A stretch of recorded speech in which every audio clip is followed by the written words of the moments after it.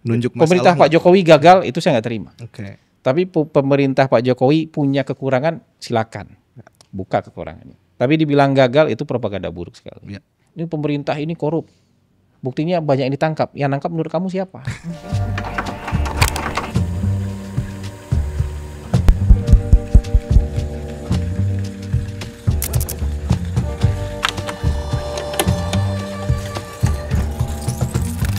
Selamat datang di Malaka Podcast. Kali ini ada saya Kaneshita bersama dengan Dea Anugrah. ya, dan kita ceritanya podcast di sini tuh dalam momentum Indonesia kedapatan pemerintahan baru. Betul. Ya, yang baru aja dilantik gitu. Dan sekaligus refleksi pemerintahan yang lama ya. Iya, jadi justru dengan momentum itu kita mau ngomongin pemerintahan sebelumnya ini seperti apa.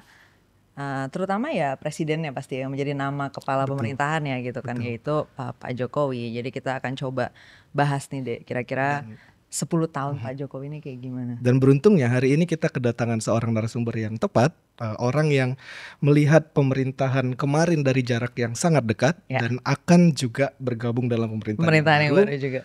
Bang Hasan Nasbi. Bang Hasan Nasbi. Makasih Bang Hasan udah Makasih, mampir lagi nih di Malaka Podcast. Tapi kali ini kita benar-benar ngomongin politik apa ya? Ya orang bilangnya politik praktis lah gitu. Bener-bener kita mau ngomongin politik kebijakan. akhirnya ngomongin pemerintah.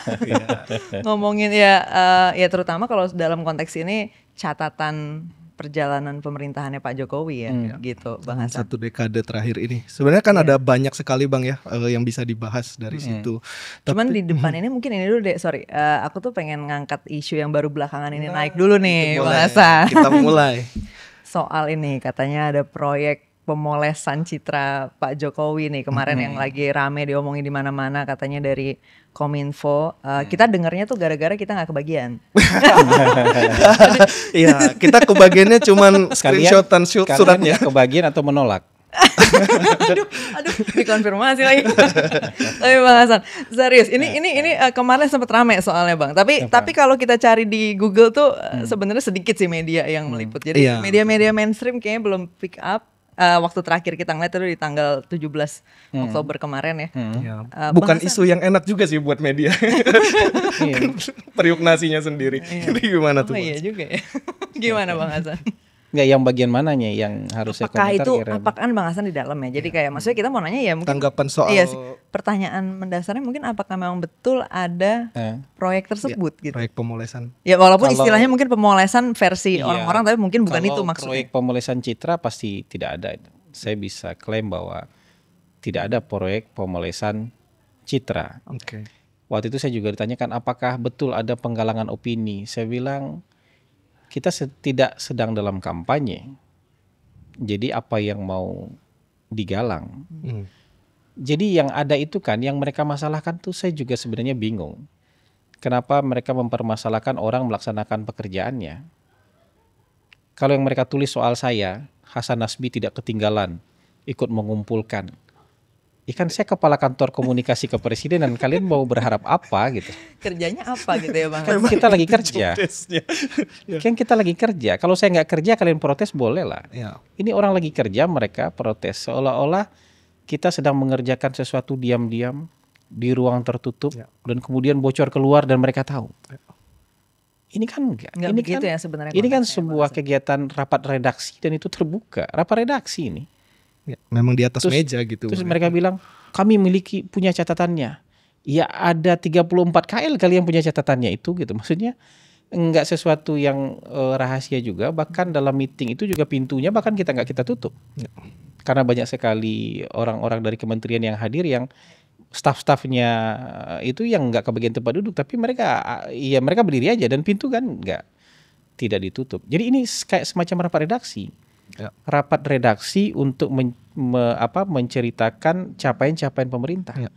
Dan memang masing-masing kementerian dan lembaga itu sudah menyiapkan laporan capaian kinerja akhir tahun atau akhir periode mereka itu secara rutin. Ini kan cuman rapat redaksi aja menentukan strategi mana berita yang dikeluarkan. Ya. Karena kan capaian itu banyak.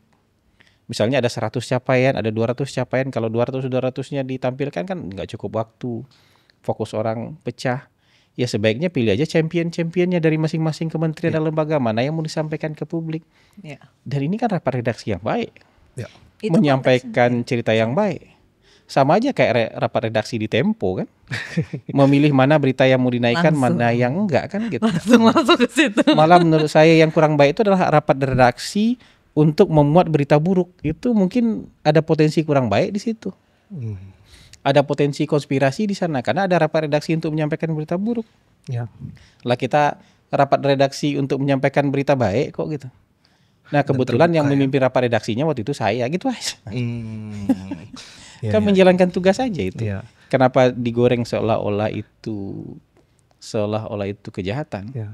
Terus Kayak kemudian sinister gitu ya dari Dan mungkin nadanya. istilah pemolesan jadi sebenarnya kurang tepat kalau dalam konteks ini karena Ya, Bang Hasan ya. poinnya cuma Misalnya begini, menyampaikan capaian aja. kalau dilihat ya apa yang dilakukan oleh pemerintah dengan sudut pandang yang negatif, apapun bisa jadi negatif.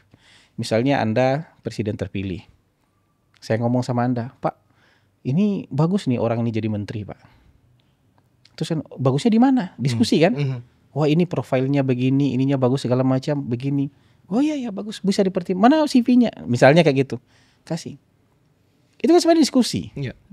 Diskusi, brainstorming, tukar pikiran, nyari talent scouting, itu kan biasa. Tapi orang yang punya sudut pandang negatif akan bilang, oh Hasan lagi cawe-cawe nih.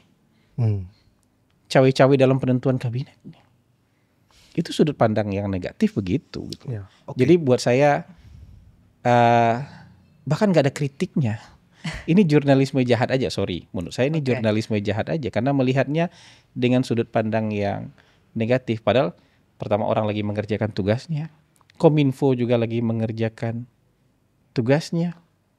Terus kementerian-kementerian dan lembaga itu setiap tahun punya budget loh untuk diseminasi. Oh jadi ini soal anggaran. Dan nih, itu Bang. kan terbuka. Kan angkanya keluar juga tuh sekian ratus miliar, 700 miliar. Enggak. Nah itu sempat Enggak ada angka budget segitu. khusus Nah, itu untuk misalnya ini. Ini memang budget kementerian dan lembaga itu setiap tahun mereka punya budget itu aja, budget normal mereka. jadi itu aja. budget tahunannya. Budget tahunannya kementerian masing-masing. Project Kominfo lah gitu spesial ya. Enggak hanya Bang Kominfo tapi masing-masing masing-masing kementerian dan kementerian lembaga. untuk Jadi menurut saya menyampaikan itu. enggak ada yang istimewa dari Ya. situ. Ya. Ya orang yang mereka spin itu, wah ini ada disiapkan. Yang ada itu kan ketika misalnya tahun depan, nih contoh nih, makan bergizi gratis.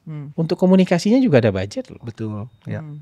Maksudnya itu maksudnya gimana? Maksudnya sesuatu yang normal, lazim, memang begitu adanya, dan itu bukan kejahatan. Ya. Dan itu ketika misalnya kerjasama dengan media itu bayar, Ya. kenapa itu dipersoalkan? Justru kalau mau dipersoalkan, kita kerjasama dengan media nggak bayar, itu boleh dipersoalkan. Betul. Kalau misalnya kerjasama dengan media, Atau kemudian kita ada bayar karena kita di blackmail gitu ya Bang. nah itu justru bisa dimasalahkan tuh. Bayar karena di blackmail itu kan ada yang model bisnisnya kayak gitu juga. Blackmail dulu supaya dapat bayaran, ada juga yang punya model bisnis kayak gitu. Kan dia ini mancing soalnya. Ada juga yang punya model bisnis kayak gitu. Nah, kita maunya yang normal-normal aja. Makanya saya ditanya, bukannya saya nggak ditanya, mungkin ada 3 atau 4 wartawan yang nanyain saya soal itu. Tapi saya sudah tahu model bisnisnya nih. Ini mereka sudah punya angle sendiri, apapun jawaban saya akan ditaruh satu baris aja di bawah nih. Iya. Bukan sudut pandang saya yang akan jadi lead beritanya, enggak. Mereka sudah jadi beritanya, ini cuma alasan seolah-olah sudah cover both side aja. Iya. Makanya saya nggak mau melayani jurnalisme buruk seperti ini. Karena ini sebenarnya bukan cover both side. Karena apapun jawaban kita nggak akan ditaruh di atas. Jawaban kita akan taruh satu baris aja atau satu paragraf aja di paling bawah yang mungkin sebagian besar orang nggak baca lagi. Iya, penggugur syarat aja ya. Iya gitu. Oke Bang, balik lagi ke soal pencapaian tadi ya. Tadi kan Nah berarti kan ini proyeknya pas juga nih. Pas. memang bagian dari program kerja Bang Hasan Iya, Nasbi betul. sendiri untuk merangkum juga memang itu yang dilakukan tuh. capaian-capaian Pak Jokowi. Dan kita bukan inilah, kantor kita itu kan baru. Iya. Dan masing-masing kementerian lembaga itu udah menyiapkan ini itu dari awal tahun. Iya. Capaian-capaian kinerja akhir periode Laporan itu lah ya. mereka laporan Laporan di harus akhir lah mereka ya. kerjakan. Di Ini akhir masa sekarang jabatan. yang diorkestrasi oleh kantor atau yang diorganisir oleh kantor adalah caranya, Iya. championnya yang Tadi mana, dikurasi juga ya dari Iya. banyaknya. championnya yang dokumen mana, itu. sudut pandangnya apa, dan ini juga nggak bisa dikatakan klaim. Mereka kan bilang selalu klaim. Enggak, ini bukan klaim, ini fakta kok, data kok. Oke. Bisa di-challenge kok data-data itu. Jadi Menarik itu nih, bukan Bang. klaim. Kita ngomongin data pencapaian. Salah satu pencapaian dari pemerintahan Jokowi yang paling sering dibahas itu kan pembangunan infrastruktur, Bang ya. Dan memang budgetnya besar, sekitar 3 kali lipat dibanding yang sebelumnya. Tapi ada banyak kritik itu biasanya soal efisiensi katanya, kayak ICOR kita turun segala macam. Nah itu gimana Bang kalau dari Abang dan tim gitu ngelihat situasi Ekor itu? kita naik. Iya, Iya. naik. Ya, lebih Iya buruk. naik, sorry. Karena Iya, kan Tapi makin itu tinggi, memburuk makin berarti. Iya, memburuk, Iya, betul. memburuk. Ya kalau saya tuh begini, kita kan nggak boleh memilih biasanya. Ada yang kita lakukan secara bersamaan. Ada yang jalannya cepat, ada yang jalannya kurang, belum begitu optimal. Dari sisi infrastruktur menurut saya ini investasi yang penting buat bangsa kita. Karena nggak ada negara yang melompat maju tapi nggak punya infrastruktur memadai, itu nggak ada. Oke. Dan kita jangan sampai kita ini balapan mana duluan ayam atau mana telur. Kita punya duit dulu kita baru bangun, atau kita bangun dulu sambil kita cari duit. Ya. Karena negara kayak Jepang itu habis perang dunia itu seluruh pembangunan infrastrukturnya pakai utang. Pak, ya normal itu ya, pakai utang. Pakai utang seluruhnya 100% ya. Orang nggak ada duit, orang habis kalah perang kok. Ya. Habis kalah perang nggak ada uang. Tapi dia harus bangun gila-gilaan. Dia bangun jalan, dia bangun rel kereta, dia bangun kota, bangun segala macam. Ya. Uang dari mana? Tapi dia tahu uang ini harus dibelanjakan untuk apa. Dia investasi sumber daya manusia. Tahun 53 mungkin, kalau saya nggak salah. Habis kalah perang dunia, justru makan gratis, makan school meal program, Ya. itu jadi program pemerintah di seluruh wilayah. Yang awalnya kegiatan-kegiatan di beberapa prefektur aja, kemudian begitu tahun 1953 dijadikan program nasional. Diwajibkan gitu loh, school meal program, supaya anak-anak tuh punya asupan gizi yang di saat mereka gak ada uang loh. Ya. Dan kan mungkin 15 tahun kemudian, 20 tahun kemudian, mungkin 30 tahun kemudian dia merasakan dampaknya. Apa dampak infrastrukturnya, apa dampak investasi sumber daya manusia tadi. Yang walaupun mungkin membangunnya waktu itu jor-jorannya, tapi dengan keadaan mereka gak punya uang sama sekali. Oke. Kalau gak punya uang dari mana? Kan kayak gitu. Nah kita membangun infrastruktur harus kita lakukan, karena kita mungkin secara infrastruktur udah ketinggalan 20 tahun, ketinggalan 25 tahun dari negara-negara yang merangkaknya bareng-bareng sama kita gitu. Ya. Kan Korea Selatan misalnya kayak gitu. Negara kayak bahkan mungkin Thailand gitu. Kan kitanya merangkaknya bareng-bareng nih. Tapi mereka tiba-tiba sudah beberapa tahun di depan kita. Kita harus mulai itu. Nah, ada yang misalnya belum optimal, yaitu pekerjaan lain lagi tuh. Kan itu urusan lain lagi. Maksudnya itu lebih kompleks lagi gitu. Banyak aspek yang harus dihitung kalau misalnya untuk urusan-urusan yang kayak gitu. Tapi menurut saya ya pemerintah pasti nggak sempurna. Tapi di ujung nih kita harus punya timbangan. Oke. Karena menilai itu nggak bisa cuman kita nggak suka satu hal kemudian gini loh. Tiba-tiba ada satu titik hitam terus dunia jadi gelap gitu, jangan kayak gitu. Betul. Ya. Kita harus membuat timbangan yang fair dan adil. Timbang aja dari mana seberapa banyak kesuksesan, seberapa banyak kekurangan, coba ditimbang yang adil. Lebih banyak yang mana? Menurut saya indikator keberhasilan itu. Oke. Ketika misalnya timbangan kesalahan dengan ininya misalnya 50-50, ya mungkin kita bisa katakan belum berhasil.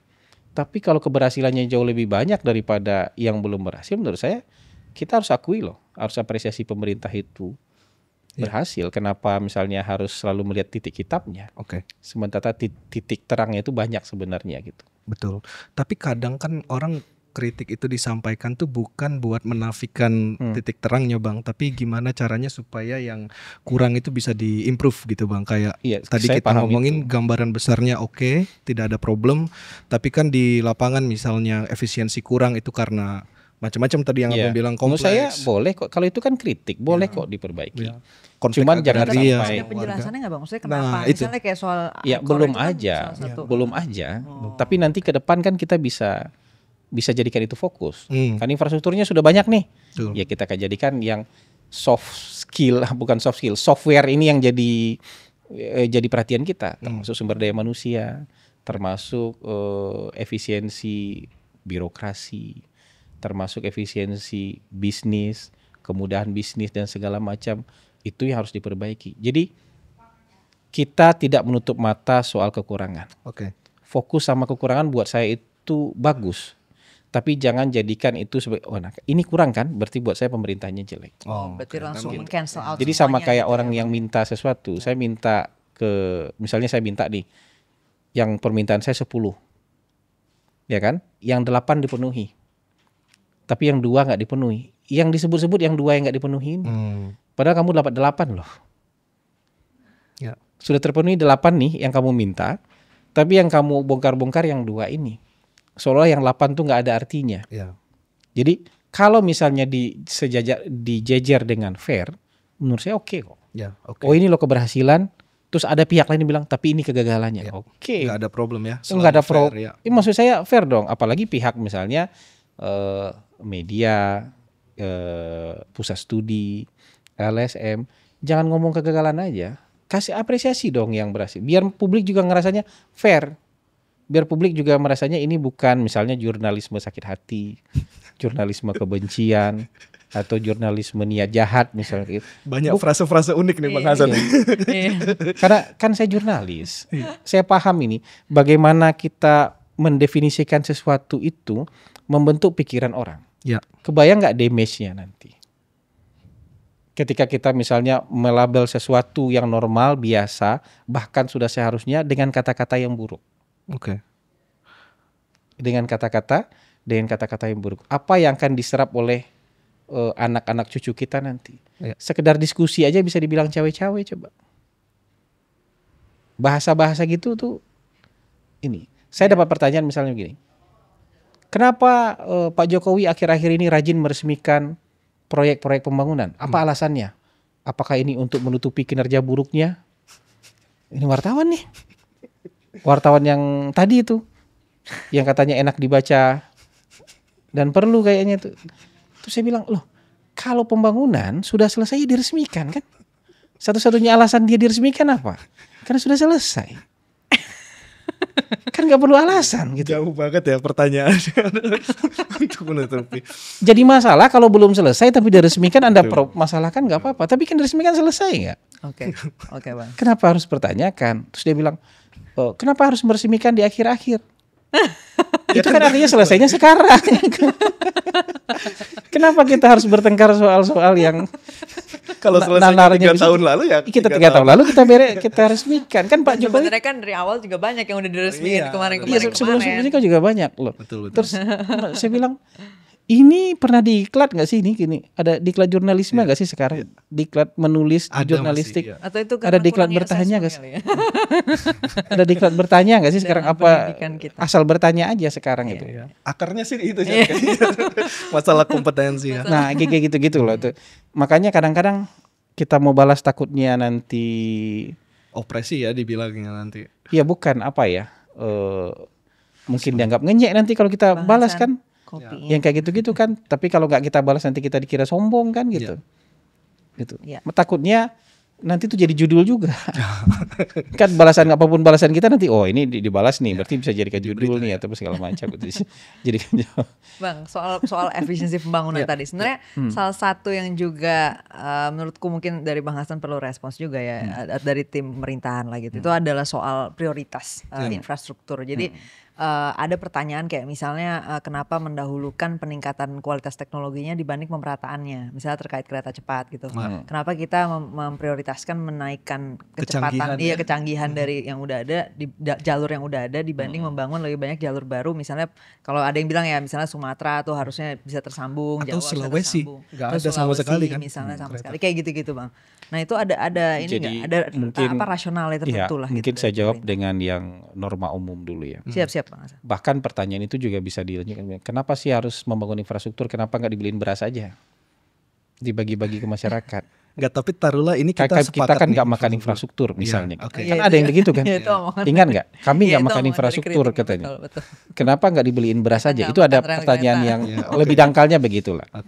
Tapi misalnya membangun infrastruktur itu kan disesuaikan juga dengan kebutuhan daerah. Ada daerah yang masih basic banget. Kebutuhannya jalan, kemudian tingkat komuternya, tingkat mobilisasinya itu mungkin yang dibutuhkan ya jalan, kereta biasa, atau mungkin mobilisasinya dengan pelabuhan, ya kita bikin pelabuhan. Tapi kalau misalnya yang kayak Jakarta dan wilayah aglomerasinya kan butuh teknologi yang lebih advance. Jakarta Bandung juga butuh teknologi yang lebih advance. Penumpang Jakarta Bandung dan orang yang hilir mudik Bandung itu banyak sekali. Dengan kereta cepat itu membuat Jakarta Bandung makin dekat. Saya sudah berapa kali go show nih Jakarta Bandung nih dengan kereta cepat. Pokoknya ingat jam 11, jam 12 saya sudah nyampe di stasiun kereta cepat, jam 12:30 saya sudah nyampe di Bandung. Seefisien itu. Kita keliling-keliling dengan anak-anak dan segala macam. Jam 7, jam 8 sudah sampai di Jakarta lagi. Di Jakarta lagi. Efisien sekali. Bahkan kita meeting kita segala macam. Memang itu level peradabannya dan level interaksi kotanya sudah membutuhkan kereta Jadi cepat. emang ada basis Ada datanya basisnya. menunjukkan Kalau bahwa kamu bikin kereta cepat hari ini, mohon maaf misalnya, kenapa nggak bikin kereta cepat di Papua? Ya nggak butuh ya. Kita lagi bikin jalan di Papua gitu loh. Gitu. Kita lagi bikin jalan, menembus gunung dan segala macam. Kereta cepat mungkin belum optimal kalau di sana. Kalau tapi Jakarta Bandung, nah habis ini kita mau bikin mana lagi yang optimal? Ini kan teknologi. Jadi tidak melihat itu se-Indonesia, tapi ada wilayah-wilayah yang butuh ini. Emang kebutuhannya udah ada. Kebutuhannya. Gitu ya? Kayak LRT kita butuh di Jakarta iya. Kita butuh MRT Jakarta. Mungkin kita butuh nggak cuma 1 atau 2 line butuhnya di bawah Jakarta. Mungkin kita butuh 10, 16 line. Teheran tuh mungkin punya 16 line MRT di bawah tanahnya Tapi dia. kan ada banyak juga ya Bang, kota-kota besar di Indonesia belum ada, misalnya KRL aja belum ada kayak gitu. Ya itu makanya. Jadi ketika misalnya orang tuh hari ini Jakarta opsinya udah jadi banyak gitu maksudnya. Kiblatnya itu kan sekarang Jakarta. Dan kebutuhan paling tinggi itu kan tetap Jakarta dan wilayah aglomerasinya. Perlu diutamakan. Kalau Jakarta sudah advance, nanti wilayah-wilayah lain juga punya. Palembang punya LRT loh. Tapi belum optimal. Kenapa? Ya mungkin situasi kebutuhannya belum membutuhkan itu. Tapi kayak Jakarta sangat butuh. Menurut saya mungkin Surabaya juga mungkin sudah butuh itu. Jadi yang kayak gini-gini kita juga harus ngelihat kebutuhan wilayahnya kan. Jadi cuman pemerintah kota, pemerintah provinsi mungkin nggak mampu untuk mengeksekusi. Siapa yang eksekusi? Pemerintah pusat. Yang kayak gitu-gitu. Jadi bukan persoalan kenapa kita mendulukan teknologinya, kok kenapa belum Sulawesi kita dibangun oleh pemerintah jalan Trans Sulawesi dong. Ada kereta yang dibangun di Sulawesi kayak gitu. Di Sumatera jalan tol yang dibikin. Kan gitu. Jalan tol mau nyambung nih antara Aceh sampai Lampung. Mungkin pantai barat aja yang kurang nih. Yang kayak gitu-gitu. Belum lah. Itu memang bukan lebih efisien pembangunan rel kereta ya Bang ya. Karena ada yang bilang logistik pun harusnya lebih murah lewat rel kereta. Iya, banyak pilihan. Menurut saya kan bukan pilihan harus milih salah satu. Dua-duanya justru mau bangun dua-duanya, tapi prioritasnya kemarin jalan tol. Dan di Pulau Jawa dibangun dua-duanya kan. Iya, Pulau Jawa iya, tapi dibangun dua-duanya kan. Sumatera kan itu. Nah, memang kan 60% populasi ada di Pulau Jawa. Itu artinya juga 60% sebenarnya kalau kita mau bicara proporsional yang advance ini kan di Pulau Jawa. Nanti akan merangkak ke Sumatera, akan merangkak ke pulau-pulau lainnya. Gitu. Ini menarik sih kan ya ngomongin logistik ya, karena memang infrastruktur kan selain mobilitas orang kan mobilitas logistiknya. Justru iya, katanya yang paling ngaruh ke pembangunan terutama di logistiknya ya, karena jadinya ngaruh ke semua harga-harga kebutuhan. Dan logistik itu ada indeks performanya kan, ada LPI. Nah yang menarik, datanya justru nunjukin salah satu indikator dalam indeks performa logistik kita tuh malah turun Bang, yaitu soal ketepatan waktu. Jadi dengan banyaknya itu nggak jadi lebih tepat waktu nih kita nih soal logistik nih. Tapi ini harus lebih detail ya, harus lebih detail. Bahkan kalau kita mau jujur, ketika kita lagi membangun itu macet loh. Ketika lagi bangun tol MBZ, di jalan bawahnya macet loh. Ada trade off berarti sempat ada trade off dulu ya dalam waktu tertentu. Ketika kita lagi bangun stasiun kereta cepat yang segala macam itu ada macet juga loh. Tapi setelah selesai akan sangat berguna kan. Atau juga butuh waktu untuk optimal. Ketika misalnya bikin pelabuhan perintis misalnya, kalau belum optimal ya kayak tadi. Tapi ketika misalnya arus barang dan jasanya sudah lancar, saya rasa akan. Sekarang kan masih dipompa oleh pemerintah nih, lewat kapal tol laut itu kan masih dipompa oleh pemerintah. belum market driven gitu. Ya, belum organik dia. Iya, ketika sudah market driven nanti, tapi kan kalau pemerintah nggak ikut campur, harganya justru lebih mahal lagi. Gitu. Jadi coba cek, jangan hanya ngelihat misalnya angka globalnya, tapi coba cek juga misalnya benar nggak angka logistik kalau ke Indonesia Timur lebih naik apa lebih turun sekarang? Oke, yang lebih spesifik ya. Yang misalnya yang diintervensi gitu. Tapi kalau misalnya nih sepanjang Jakarta Bandung, jangankan itu, orang yang kerja di Karawang Bekasi aja mungkin setiap hari dulu marah-marah aja kerjanya ketika misalnya tol MBZ lagi dibangun. Ya. Karena apa? Tambah macet, ongkos logistik juga tambah mahal ketika itu gitu. Jadi yang kayak gitu-gitulah. Jadi lihat periodisasinya, lihat apa yang lagi dibangun, pasti ada trade off ketika sedang membangun kayak gitu.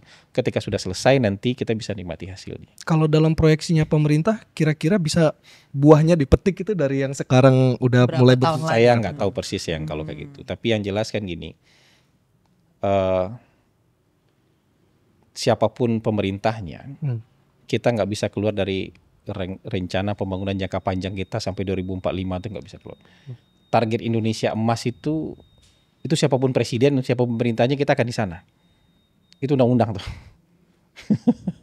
Kita akan sampai ke sana dan apapun yang diperlukan untuk mencapai ke situ harus kita lakukan. Nah, kalau kita berpikir secara teknokratis ini nggak akan beda jauh nih apa yang kita ambil pilihan-pilihannya. Cuman memang ketika lagi membangunnya, ketika lagi melaksanakannya pasti ada trade off. Nanti berapa lama saya nggak tahu, saya nggak bisa pastikan. Ini kita harus bicara sama ekonom, kita harus bicara dengan orang-orang ahli perencanaan untuk melihat kapan ininya. Kalau saya kan pengetahuannya sangat umum soal ini. Tapi yang saya pahami adalah ketika kita lagi membangun pun, ya jangankan bangun itu, bangun gorong-gorong aja macet. Iya. Dan akhirnya itu yang tadi berdampak ke indeks ketepatan. Iya, maksudnya kita harus jernih. Salah satu faktornya bisa jadi itu ya. Dan memang artinya kan kita harus pantau terus nanti perkembangan indeksnya segala macam. Juga buat saya justru kalau ada yang dibangun tapi belum optimal itu perlu disuarakan nggak apa-apa supaya pemerintah juga ingat oh ya kita pernah bangun ini dan belum optimal. Sayang gitu. Dong duitnya udah keluar. Ya, sayang itu nggak apa-apa gitu. Tapi jangan kemudian dinarasikan pemerintah gagal dan buang-buang uang. Nggak ada rencana buang-buang uang nih. Kalau buang-buang uang kita belanja hal-hal yang nggak jelas aja. Beli balon. Beli balon aja gitu. Kan dibangun. Dibangun ini ada kegunaannya buat masyarakat tapi belum optimal. Ayo kita apakan nih gitu. Kita angkat nih persoalannya. Ini belum optimal nih supaya kita ada yang sudah kita bangun tapi belum optimal. Jangankan pelabuhan atau bandara. Kadang-kadang rumah sakit aja kita bangun nggak optimal. Tapi harus diingatkan nih. Tetap dan kita butuh. Kadang-kadang kita bikin gor kecil aja. Padahal itu kan dibutuhkan sebenarnya. Bisa juga nggak optimal. Tapi kan ini penting nih untuk diangkat. Ini belum optimal. Bukan gagal dan bukan buang-buang uang. Tapi ada kritik soal ketika orang ngomongin buang-buang uang tuh mungkin salah satu maksudnya adalah pembangunan tuh ditentukan dari atas ke bawah. Nah itu salah itu. Salah. Biasanya orang ngomong gitu kan. Salah besar itu. Apakah selama ini memang seperti itu atau justru sebaliknya udah sesuai menjawab kebutuhan di tempat-tempat tersebut? Saya rasa nih ya di Indonesia proses penyusunan pembangunan itu mungkin yang paling demokratis itu di Indonesia. Gimana itu Bang? Detailnya. Di semua daerah musrenbang itu tuh mulai dari tingkat paling bawah. Musyawarah perencanaan pembangunan itu mulai dari tingkat paling bawah loh, baru ke atas. Okay. Jadi selama ini justru memang concernnya tuh selalu dari bawah, butuh apa, dari bawah butuh apa segala macam. Tapi Bang, kalau soal buang-buang uang kan juga banyak yang ngomongin soal uangnya itu sendiri ya. Maksudnya nilai uang yang tidak kecil yang harus dipakai untuk pembangunan ini. Misalnya ya banyak yang bilang misalnya betul itu penting untuk dibangun, tapi dengan harga segitu kalau misalnya kita nggak bisa afford, ya kan memang banyak negara tadi Bang Hasan juga cerita membangun butuh utang, tapi kan ada juga yang bilang ya utangnya harus berapa banyak gitu kan. Kayak misalnya sekarang katanya ada tenggat waktu harus dibayar juga sekian ratus triliun ketika Pak Prabowo masuk akan ada tenggat waktu pembayaran 800 triliun ya? Iya, nah itu kalau menurut Bang Hasan sendiri saya rasa itu kan proses rutin aja dan tidak akan mengganggu ya. Berarti memang secara hitungannya tuh masih aman ya menurut Bang Hasan atau pemerintah? Kalau kita mau jujur aja, kalau dibandingkan misalnya rasio utang Indonesia tuh mungkin salah satu yang terkecil di sekitar 40%. Sekarang 39 ya. Iya, makanya 40%. Iya, salah satu yang itu banyak negara-negara yang kita jadikan negara-negara panutan itu di atas 100% gitu. Atau hampir 100% dari GDP mereka gitu. Sebenarnya memang thresholdnya kan sekitar 60 ya Bang ya. Saya nggak tahu itu threshold itu benar apa enggak, tapi banyak negara yang sudah melewati itu loh. Ya biasanya kan itu dibikin modelnya sama ekonom ya. Iya, Dikasih model Kadang-kadang model itu memenjara kita, kemudian mereka bebas tanpa model itu. Mereka bikinkan model buat kita, tapi mereka negara sumber modelnya ini mereka nggak patuh model, soal model itu. Suka gitu. ya karena Misalnya kita kan juga dibilang harus kesepakatan prudent, aja 3% defisit, mereka nggak sebegitu. Iya. Dan mungkin yang bikin orang kaget tuh juga karena kita tadinya tuh dari sekitar 20-an% kan Bang. Lompat ya 2 kali lipat gitu ke 40-an. Tapi kan kelihatan kan. hasilnya gitu Hasilnya kan dengan kelihatan. mengambil trade off itu ya Iya. gitu. Saya mungkin agak naif memberi contoh ya. Orang tua saya itu single parent. Ibu saya guru SD, single parent. 6 anaknya harus kuliah. Di waktu yang kira-kira Berdekatan. nggak betul-betul hampir bersamaan, tapi ya jaraknya nggak pernah putus lah gitu. Kira-kira dalam kurun waktu 8 sampai 10 tahun itu tumpah di situ gitu. Dan ibu saya mungkin terima sisa gajinya per bulan waktu itu hanya sekitar 500.000. Sisanya kenapa? Hutang, bayar hutang. Tapi dia invest untuk anak-anaknya. Anak-anaknya kuliah. Hasilnya kapan kita nggak tahu. Anak ini habis kuliah akan berhasil juga.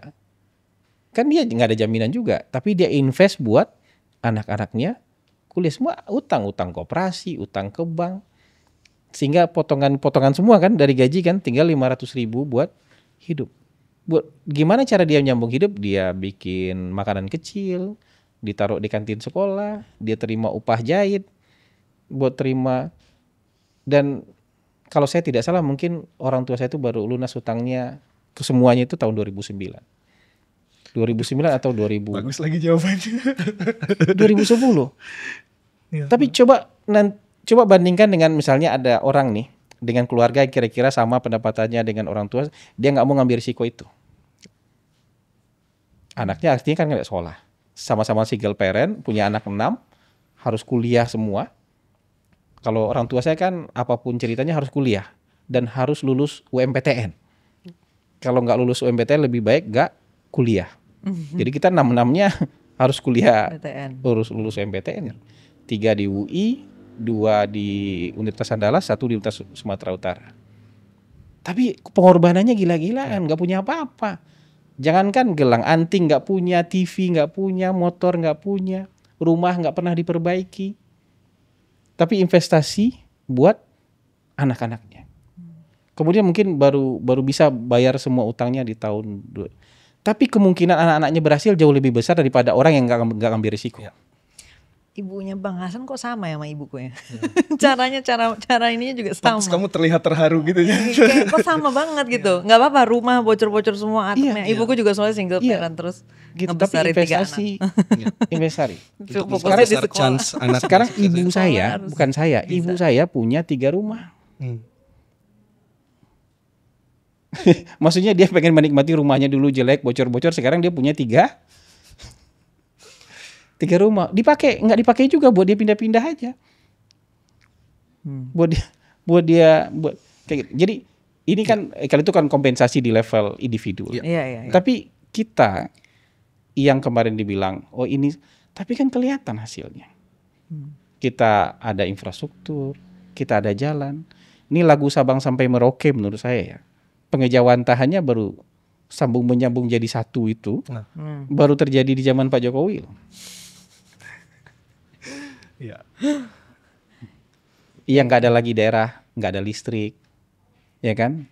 Hampir nggak ada daerah terisolir, hampir nggak ada lagi pulau yang kita susah ke sana. Saya masih kebayang tahun 2000 berapa saya mulai survei itu, ada beberapa pulau yang kalau kita survei ke sana bisa ketahan 2 minggu. Nunggu jadwal kapal. Sekarang mungkin nggak ada lagi tuh yang kayak begitu-begitu. Tapi Bang Hasan udah ngecek sendiri nggak itu benar? Ya kan saya tanya itu ke teman yang survei, sekarang nggak ada lagi surveyor yang ketahan. Teman-teman yang masih ini kan survei nggak ada lagi yang ketahan gitu loh, yang ketahan harus nunggu 2 minggu atau nunggu seminggu paling cepat supaya kapal masih ada. Sekarang udah habis begitu selesai survei mereka udah bisa langsung balik walaupun itu ke pulau. Walaupun itu ke pulau gitu. Mungkin masih ada 1-2 tapi sepanjang yang saya alami nih begitu sudah ada. Ya kan survei kan daerah-daerah yang terpilih itu kira-kira hampir-hampir sama ininya. Ketika kita mengacak random itu kan hampir-hampir sama aja itu. Jadi sudah lebih cepat. Jadi kalau dulu kita ada tuh pokoknya kalau mau input data, kita nunggu dulu surveyornya 2 minggu lagi baru pulang dari pulau itu. Sekarang nggak ada kejadian lagi kayak gitu loh. Nah itu karena nggak ada ini juga ya, koneksi internet juga ya, maksudnya jadi data. Iya, internet juga belum ada apa segala macam. Kalau sekarang bahkan fisik kuesionernya aja tuh bisa datang tepat waktu sekarang. Iya. Menarik sih. Emang kalau dulu kalau dari Papua, saya ingat dari Papua. Iya. Kalau kita nginiin kuesioner itu sering nggak bisa dititip ke pesawat karena naik pesawat kecil itu kan ditimbang. Iya, betul. Jadi udah kelebihan timbangan tuh punya kita tuh nggak bisa ikut dibawa. Kadang-kadang orangnya kebawa, kuesionernya ketinggalan tuh. Ongkosnya berdasarkan ya? berat ya, bobot ya, ditimbang. Iya. Yang kayak gitu bisa kejadiannya bisa begitu tuh. Nah, Dulu ya ketika awal, tapi sekarang menurut saya ya, jadi berasa kan. Nah, menurut saya ini capaian kita belum optimal ya. Kita belum maksimal. Banyak yang bisa ditingkatin banyak lagi. PR, iya. tapi dalam beberapa aspek udah kelihatan manfaatnya. Maksud saya bukan dalam beberapa aspek, dalam banyak aspek kita berasa kok. Berasa kita mau jadi macan Asia itu berasa kok. Berasa kita mau jadi negara maju itu berasa. Tapi kan baru berasa nih. Window-nya nanti kira-kira 2029, 2034 sampai 2045. Indonesia emas gitu. Itu window-nya nggak panjang loh. Kita bisa optimalkan nggak? Kita bisa manfaatkan nggak? Makanya saya bilang, kalau kita sibuk bertengkar, nggak sampai kita di situ. Pintu itu ketutup terus. Pintu ini hanya bisa dibuka kalau kita dobrak rame-rame. Makanya penting itu kalau kita mau bertengkar hal-hal yang substantif aja. Iya.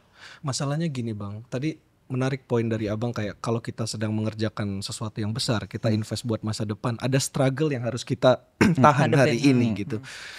Problemnya kesanggupan setiap orang di Indonesia ini untuk menjalani struggle itu kan beda-beda Bang. Ada yang kehilangan pekerjaan, ada yang kerja pun di bawah UMR, prekariat segala macam. Nah itu tuh gimana Bang? Kayak maksudnya beda-beda kan gitu. Mungkin aku kan ya sanggup gitu, tapi teman-teman tapi kan kita nggak gila-gilaan kan. Kalau kita kan nggak mungkin, kalau Jepang itu gila-gilaan loh. 20 tahun pertama itu aja kerjanya dia. Kayak sekarang daya beli susah. Oh maksudnya kita masih tetap menjaga safety net yang ada gitu. Banyak, kita banyak sekali perlindungan sosial kita banyak. Kita nggak ugal-ugalan gitu. Negara kita tuh gas dan remnya, tapi ngebutnya nggak ngebut banget ya. Gas dan remnya sangat terjaga selama ini. Tapi konsekuensinya nggak ngebut banget. Jadi waktu prosesnya jadi lebih lama lah gitu dari kalau misalnya lebih ngegas lagi gitu ya. Yang kayak gitu. Aku sih ngelihat ada beberapa hal. Tadi yang soal itu tuh mungkin perlu riset ya. Kapital kita yang keluar itu soal penurunan daya beli dan segala macam. Tapi nanti tolong di riset. Iya Bang. Datanya beda-beda. Iya, betul. Ada yang bilang 600 triliun, ada yang bilang 800 triliun, ada yang bilang lebih dari 900 triliun. Iya. Tapi aset kita yang dibawa keluar, cukup besar ya. kekayaan kita dibawa keluar itu segitulah nilainya. Segitu besarnya. Judi online. Iya, itu dia.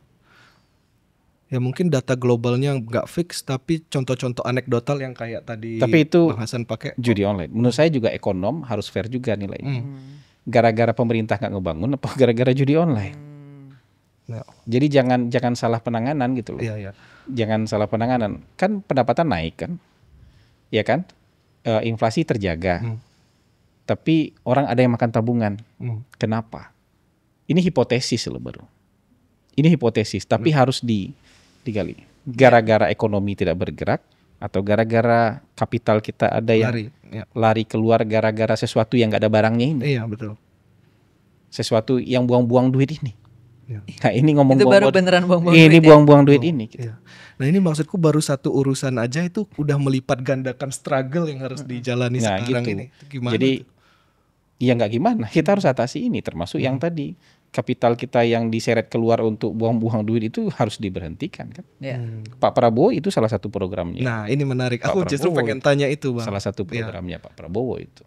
Mekanisme apa yang bakal saya nggak tahu berbeda itu dengan yang sekarang ya. Bukan tugas kantor komunikasi kepresidenan ini. Nanti kita lihat yang dari udah disampaikan ya, ada grand plan itu. Pasti ada KL lain yang punya tugas dan tanggung jawab untuk itu. Dan mungkin juga nggak dibocorkan karena ini bagian dari strategi kan. Tapi bahwa kita sadar bahwa ini ada problem yang sangat besar di tengah-tengah masyarakat yang harus diatasi dan bagian dari janji kampanye Pak Prabowo. Gitu. Di luar dari infrastruktur Bang, tadi kan kita udah banyak lah ngebahas tentang infrastruktur. Tapi Pembangunan. highlight 10 tahunnya Pak Jokowi ini ada bagian lain gak sih Bang yang pengen diangkat juga Mas? Sebenarnya Karena saya ada semuanya kepikiran, hanya ngomongin infrastruktur. iya, saya ada kepikiran satu hal. Mungkin jarang diangkat oleh orang, tapi mungkin Pak Jokowi kalau mau diklaim ini satu-satunya yang melakukan ini. Apa tuh Bang? Redistribusi lahan. Redistribusi lahan ya. Iya. Persisnya di mana dan Dia banyak gimana, loh di Jawa Timur, di mana segala macam itu. Oke. Petani-petani yang selama ini hanya menggarap dikasih sertifikat sama Pak Jokowi. Oh yang Caranya kayaknya sempat silakan di dibahas browsing ya. itu banyak sekali, Iya, berkali-kali iya, itu Pak Jokowi membagikan langsung sertifikat-sertifikat kepada petani penggarap yang sudah puluhan tahun tapi nggak punya bukti hitam di atas putih soal lahan yang sedang dia. Tapi itu secara statistik converted nggak sih Bang? Misalnya jadi maksudnya berapa persen petani jadi meningkat kesejahteraannya atau Kita belum tahu hitung-hitungannya. Ini kan produktivitas program sangat pertaniannya. baru ya, Oh, program baru. gitu Tapi ya. yang penting haknya atas tanah tuh dikasih. itu dari tahun berapa dari Bang beli prosesnya? Emang dari awal atau Dari- aku agak lupa ya. Nanti Tengah kita kayaknya. cek sama-sama ya. Tapi sepanjang minimal 5 tahun terakhir saya melihat Pak Jokowi itu bolak-balik itu. bagi-bagi Ya. bagi-bagi sertifikat tanah, Atau mungkin menyelesaikan kalau Bang Hasan punya gambarannya seberapa banyak lahan yang di luas sekali banyak. redistribusi itu. Banyak. Itu kita nggak bilang angka kecil, itu tuh besar itu. Oke. Itu angka yang besar. Menarik ya, reforma agraria. Iya. Iya, orang mungkin bahasa reforma tapi redistribusi aset itu mungkin satu-satunya redistribusi lahan. Ya, Bahasa yang itu agak terlalu Ya. ekstrim. berbobot politik ya. Oke. Dan siapa nama pemenang Nobel yang dari Amerika Latin itu yang bilang modal yang sesungguhnya itu, kekayaan yang sesungguhnya itu tanah. Tanah ya. Kapital yang sesungguhnya itu tanah. Dan Pak Jokowi itu ngasih.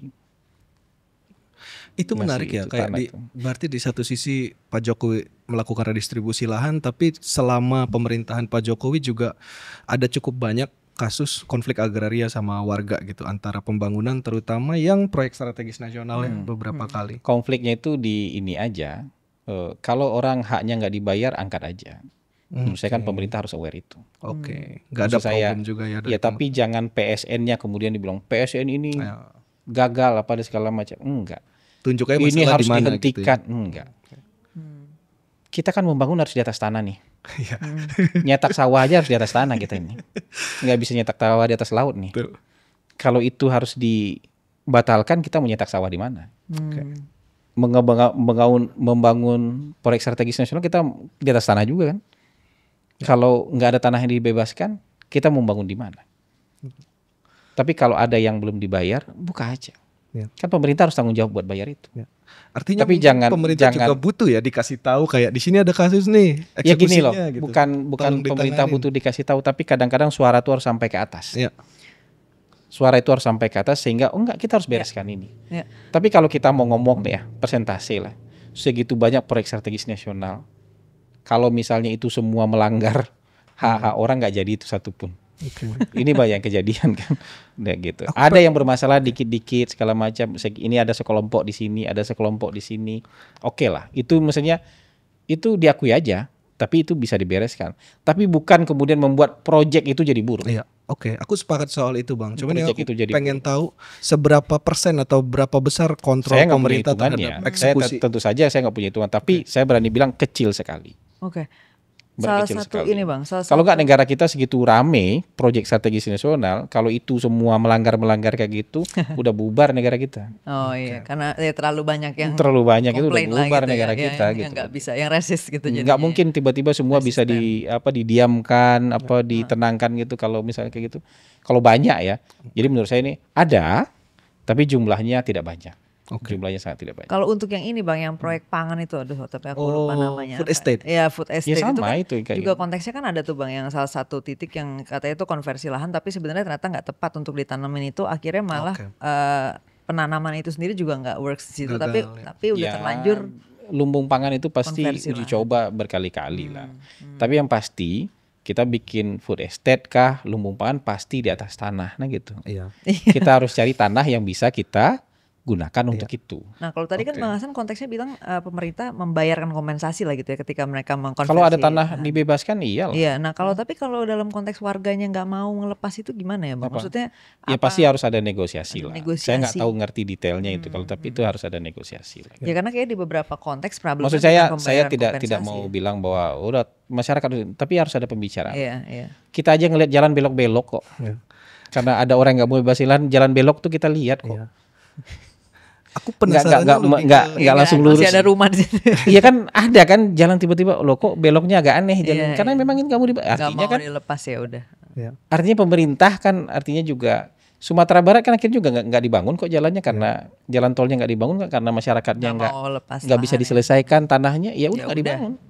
Ada posibilitas nggak sih Bang? Bukan berarti pakai tangan besi pemerintah gitu-gitu kan enggak. Ada posibilitas nggak kayak kegagalan yang tadi disinggung Kania soal food estate itu disebabkan oleh pemerintah tuh nggak benar-benar ngontrol eksekusinya di lapangan misalnya diserahkan aja ke menurut saya nggak sepakat dengan kata-kata kegagalan. Ada problem ya. Ya hambatan lah di sana. Iya hambatan tuh seberapa besar sih hambatannya? Nah ada kemungkinan kan menurut saya kan hambatan tuh nggak karena nggak ngontrol eksekusinya. Bukan justru hambatan ini diketahui karena ada kontrol kan. Kalau nggak kan nggak kebuka. Itu sama kayak orang bilang ini pemerintah ini korup. Buktinya banyak yang ditangkap. Yang nangkap menurut kamu siapa? Yang nangkap kan pemerintah. Pemerintah ini isinya korupsi aja. Buktinya apa? Ini banyak ditangkap. Lah menurut kamu yang nangkap siapa? Yang nangkap kan pemerintah. Artinya itu checks and balance. Ada fungsi kontrol. Termasuk juga masalah. Ketika ada masalah, yang ngebuka siapa? Pemerintah juga. Ya kan? Yang ngasih kemudian menyelesaikan siapa? Pemerintah juga.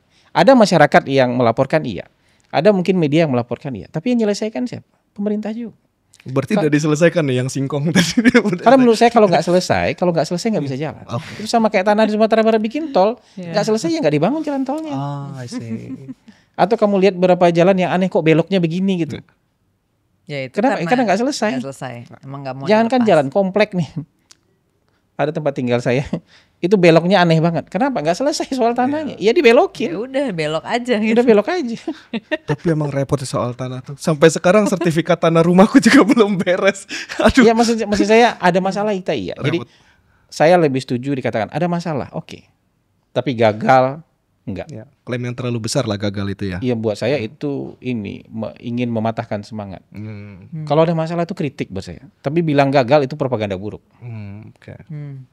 Nunjuk pemerintah Pak Jokowi gagal itu saya nggak terima. Tapi pemerintah Pak Jokowi punya kekurangan silakan buka kekurangannya. Tapi dibilang gagal itu propaganda buruk sekali. Ya karena gagal itu seluruh gitu ya, besar. Gitu ya. Makanya penting punya timbangan. Saya sih menyarankan semua orang tuh punya timbangan. Artinya dalam kepala, bukan beli timbangan, beli ke supermarket beli timbangan enggak. Kita punya timbangan di kepala kita bahwa seluruh persoalan kita lihat 360 derajat. Kita timbang nih. Oh ya, ini lebih banyak yang baik daripada yang kurang baik. Yang kurang baik masalahnya apa? Ini masalah. Bukan gagal. Nah, itu tuh penting tuh. Kalau ada masalah dalam hidup kita tiap hari ada masalah. Betul. Tapi kita nggak gagal dalam hidup kan? Berumah tangga kita ada masalah. Tapi kita nggak. Kalau masalahnya lebih besar daripada keberhasilannya, rumah tangga kita gagal, hidup kita berantakan. Kayak gitulah kira-kira kayak gitulah analoginya kayak gitu. Aku ingat tadi Bang Hasan sempat bilang juga sampai 2045 ini tuh harus diteruskan gitu-gitu. Artinya kan ini juga bukan cuman proyek pembangunan dan lain-lain tapi juga proyek politik yang masif. Yang memastikan bahwa itu terjaga terus. Jadi bukan proyek politik tapi itu kan kita sudah dikunci. Oh di dalam undang-undang. Target Indonesia Emas itu kan kita sudah dikunci dengan rencana pembangunan jangka panjang ya. Iya, tapi terlepas dari soal undang-undang secara politik juga kan kalau setelah Pak Prabowo katakanlah misalnya nggak mau gitu aku mau ngerjain yang lain. Iya, berarti dia nggak setia dengan Republik Indonesia. Maksud saya kan gitu. Masa iya ada orang yang kemudian nggak setuju dengan rencana Indonesia Emas itu kan aneh aja gitu. Nah maksudku gimana cara memastikannya itu Bang yang udah disiapkan sama Pak Jokowi sekarang? Memastikan keberlanjutan visinya itulah. Nggak perlu ada upaya atau usaha untuk memastikan menurut saya karena memang pasti keberlanjutan. Dibiarkan aja pasti begitu. Gini, Ini saya kasih contoh. Oke. Pak Jokowi ketika tahun 2012 itu kalau ditanya nih, setuju nggak Bapak pembangunan jalan tol di dalam kota Jakarta, 6 ruas jalan tol Jakarta? Beliau jawab nggak setuju. Tapi ketika jadi gubernur, itu sudah keputusan pemerintah DKI. Beliau lanjutkan sampai sekarang bangun tuh. Outer Ring Road apa ada segala macam, tol-tol yang 6 ruas itu jalan semua, jadi semua. Yang ke Tanjung Priok apa segala macam jadi semua. Kenapa? Keputusan pemerintah. Nah, kita juga harus belajar tuh yang kayak gitu tuh, bahwa yang memutuskan itu bukan individu. Menarik. Tapi pemerintah.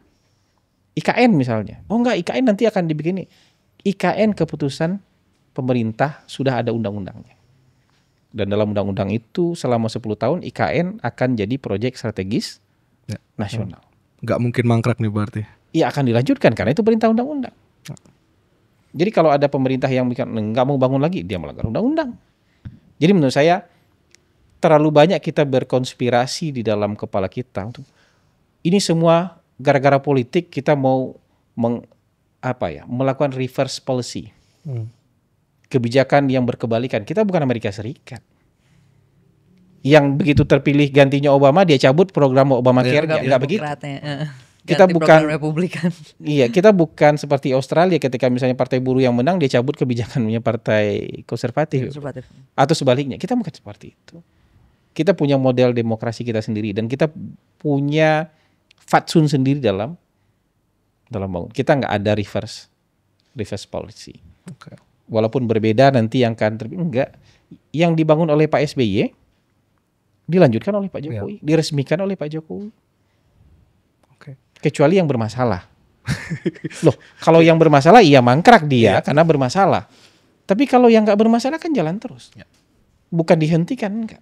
Apalagi program-program multi years. Nah, ini pentingnya kita memahami bahwa kita pemerintah itu atas nama pemerintah, bukan atas nama individu. Individu itu karena dia representasi pemerintah hari ini. Siapapun presidennya, dia presiden. Jadi Presiden Joko Widodo tanda tangan hari ini, ya kewajiban itu di carry over oleh Presiden Prabowo nanti. Begitu juga Presiden SBY dulu tanda tangan tentang sesuatu, ya itu akan di carry over tanggung jawabnya oleh Presiden Jokowi. Begitu juga seterusnya nanti. Jadi begitu cara kita melihat bernegara, jangan ngelihat ala-ala negara-negara yang ngaku demokrasi tapi menganut reverse policy kayak gitu. Ya soalnya kan selama ini sebenarnya ada di beberapa hal kita tahu ada track record seperti itu kan. Misalnya kalau di konteks SDM lah yang paling gampang, konsep pendidikan kita kan bisa berganti terus setiap rezim. Tapi menurut saya itu bukan berganti ya, dia koreksi. Kan nggak ada tiba-tiba sekolah dibubarkan kan? Iya, cuman kan koreksinya ada program itu misalnya BOS kemudian dihentikan. Tapi kan bisa sangat kontras. Koreksinya bisa sangat kontras bang. Iya, gitu tapi itu lebih kepada dikhawatirkan. sikap korektif ya, tapi bukan menghentikan sesuatu. Oh iya. Menghentikan nah, maksudnya sesuatu. itu bang, berarti masih mungkin ya misalnya dalam rencana jangka panjang ini dikoreksi di tengah jalan misalnya. Tentu pasti ada evaluasi, kita nggak tahu lah nanti. Tapi yang kayak gini-gini itu kan terlalu detail, terlalu teknis kita bicaranya. Kita bicara yang prinsip-prinsip aja lah. Bahwa pemerintah kita itu memang fatsunnya fatsun keberlanjutan. Fatsunnya keberlanjutan. Gitu. Celaka juga ini kalau dilanjutkan di pendidikan tidak ada asesmen. Celaka kita. Gitu. Nggak, maksud saya jangan khawatir soal itu. Ketika sesuatu yang dianggap masalah, akan dikoreksi proses gitu korektif itu selalu ada. Selalu berjalan ya. Dan kita juga melakukan kok proses korektif itu. Nah, korektif itu bukan berarti kemudian dibuang semuanya. Semua gitu. yang ada kemarin. Ini kan yang terjadi ketika reformasi. Ya, semua yang ada di Orde Baru dibuang semuanya. Padahal banyak yang banyak sekali yang berguna. bagus. Banyak sekali yang sangat dibuang, tiba-tiba dibuang semua. Nah, ini yang bikin kita itu sebenarnya limbung itu semua politik yang irasional itu kayak gitu bang, kebijakan irasional itu gerakan irasional dibuang semuanya di zaman Orde Baru. Jadi berbasis perhitungan yang inilah yang jadi jangan pakai sentimen, jangan pakai hanya sekedar soal politik. Enggak, ini kita lagi membangun bangsa. Dan Pak Prabowo tuh orangnya yang komit untuk bangsa itu. Jadi yang baik-baik di masa lalu pasti akan dilanjutkan. Ada masalah diperbaiki. Nah, itu yang saya bilang korektif tuh pasti terbuka. Ya, tapi kita bukan reverse policy. Dalam konteksnya yang besar kita enggak reverse. Tapi di yang kecil-kecil ya, kita ada proses korektif, wajib dong. Ya maksud saya kalau kita bangun rumah, bukan rumahnya kita rubuhin, tapi atapnya nggak benar ya kita benerin atapnya kan gitu. Oh ini atapnya miring nih, kalau gitu rubuhin rumahnya lagi, bangun lagi dari awal, nggak kayak gitu. Itu yang disebut reverse policy gitu. Tapi atapnya nggak benar ya atapnya yang kita benerin gitu. Miring rumahnya dirubuhin. Iya, itu yang disebut reverse policy. Iya. Atapnya nggak simetris nih, rumahnya dirubuhin, nggak begitu gitu. Iya. Ada lagi nggak Bang yang belum terbahas nih tadi? Banyak sekali yang udah kalian tanya itu. Oh banyak ya. Bahkan saya nggak ngerti angka-angka detailnya gitu. Tapi yang mungkin terutama buat yang pemerintahan ke depan kali ya. Iya, yang dari Bang Hasan ada yang mau disampaikan mungkin ini kan kalau menurut perwakilan saya, resmi nih kantor komunikasi. Saya sih Presiden. mengulang ucapannya Pak Prabowo aja, dan itu tulus dari dalam hati. Kita tuh mau bersatu. Supaya mendapatkan negara maju itu elit-elit juga harus bersatu. Nggak ada negara maju yang dia mendapatkan kemajuan itu di tengah-tengah elit yang terpecah. Di tengah-tengah masyarakat yang terpecah itu nggak ada. Jadi di tengah-tengah elitnya kompak, walaupun beda politik nih. Kompetisi di secara politik. Di tengah-tengah masyarakat yang kompak, walaupun mereka beda pilihan politik. Gitu. Jadi tidak saling menegasikan. Yang apa kalau negasi dan negasi itu bukan zero sum game dalam politik dalam negerinya. Kompetisi, tapi setelah itu bertanding, tapi setelah itu bersanding. Nanti ada waktunya bertanding lagi. Tapi setelah selesai bertanding, bersanding lagi. Jadi bukan zero sum game. Bukan the winner takes all.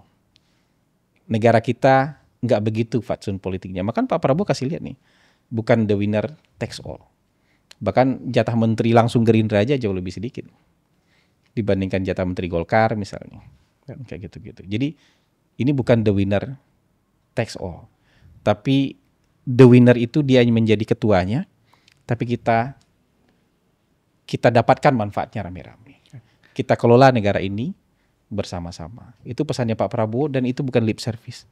Itu pesan dari hati. Nah, dia mau tunjukkan itu. Bagaimana kita bersatu untuk mendapatkan Indonesia maju itu. Jadi gitu. Untuk persatuan elit itulah kabinetnya sangat gemuk ya Bang. Gemoy. Tapi itu nama resmi nggak Bang kabinet gemoy? Enggak. Lucu banget sih kalau iya lucu banget sih. Kabinet gemoy Indonesia.